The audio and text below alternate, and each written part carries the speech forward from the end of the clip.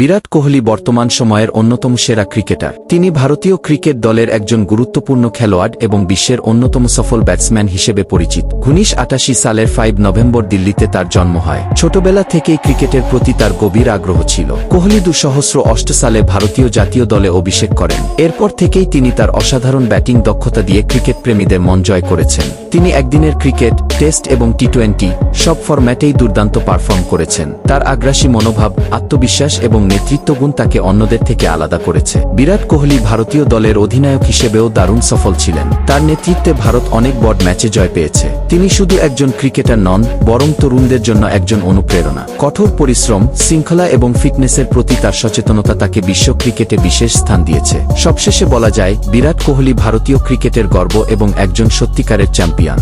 Kohli test, one day এবং T20 সব ফরম্যাটেই অসাধারণ পারফরম্যান্স দেখিয়েছেন। তিনি বহু সেঞ্চুরি করেছেন এবং অনেক রেকর্ড গড়েছেন। ক্রিকেট ছাড়াও তিনি একজন ফিটনেস আইকন এবং তরুণদের জন্য অনুপ্রেরণা। সব মিলিয়ে বিরাট কোহলি শুধু একজন ক্রিকেটার নন, তিনি একজন লিজেন্ড এবং কোটি কোটি মানুষের প্রিয় তারকা।